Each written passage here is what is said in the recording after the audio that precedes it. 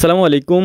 অনেক দিনের একটা ইচ্ছা ছিল দই তৈরি করা। বিশেষ করে বাড়িতে দই তৈরি করে আমার মা, সেটা অল্প পরিসরে, এবং আমার বোন যখন আসে ও তৈরি করে অল্প পরিসরে।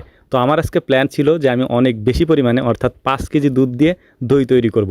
তবে আমার দই তৈরি করার বিষয়টা একটু ভিন্ন রকম। আপনারা হয়তো অনেক ভুল ত্রুটি ধরতে পারেন।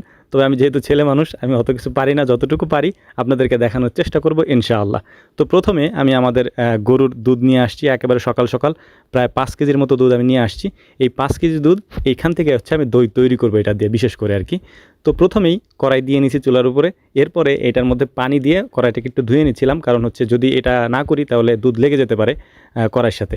তো এটা করার পরে পানি ফেলে দিয়ে তারপর ওইখানে দুধ ঢেলে দিলাম। এখানে টোটাল ৫ লিটারের মতো দুধ আছে, ৫ কেজি না 5 লিটারের মতো। যেহেতু যে মগ দিয়ে আমি মেপে আনছি ওই মগটা হচ্ছে ১ লিটারের বা ১ কেজির একটা মগ। তো ভালো করে এটাকে জাল দিয়ে নিচ্ছি, এবং মানে আমাদের ভাষায় বলকোঠা বলি আর কি। এই বলকোঠার আগ পর্যন্ত এটাকে জ্বালায় নেব সুন্দর করে। আমার এখানে ভুল ত্রুটি অনেক হবে, আমি আগেই বলে নিচ্ছি। তবে আলহামদুলিল্লাহ মাশাআল্লাহ আমাদের এই দইটা খুবই সুস্বাদু হয়েছিল, যদিও একটু চিনি বেশি হয়ে গেছিলো, মানে মিষ্টি একটু বেশি হয়েছিল। মিষ্টি বেশি হলে সমস্যা নেই আর কি। তো যাই হোক, আমি চিনি অনেক দিছি যদিও, কারণ এর আগে একবার বানানোর পরে আমার কাছে মনে হয়েছিল চিনি অনেক একটু কম হয়েছে আর কি। তো যে কারণে আমি অনেক বেশি দিয়ে দিছি। তো ৫ কেজিতে কতটুকু দই হয় সেটাও আপনাদেরকে দেখানোর চেষ্টা করব। তো একটা জিনিস আপনাদেরকে বলি, অনেকে পানি দেন দুধের মধ্যে পানি দিয়ে তারপরে দই তৈরি করার চেষ্টা করেন, বাট আমরা ওটা করি নাই। ওইভাবেও করা যায়, ওইভাবে করলে হয়তো সম্পূর্ণ দুধটা রাখা যায়। বাট আমাদের প্ল্যান ছিল হচ্ছে আমরা সম্পূর্ণ দুধটাকে হচ্ছে একেবারে মানে জাল দিতে দিতে ঘন করে ফেলবো, তারপরে হচ্ছে এখান থেকে দই তৈরি করবো। এই জন্য আমি একেবারেই এর মধ্যে কোনো ধরনের পানি মিশাই নেই, এবং বারবার চেক করতেছিলাম যে চিনি ঠিক আছে কিনা। তো চিনি যেহেতু আমি অনেক বেশি দিছি, তো চিনি ঠিক হওয়াটা স্বাভাবিক, এবং এটা খুবই স্বাদ ছিল তখন। যেহেতু দুধ অনেকক্ষণ জ্বালানোর পরে, ভিডিও তো আপনারা দেখেন 4 মিনিট 5 মিনিটের, বাট 2-3 ঘন্টা লাগে আমার এটা করতে আর কি।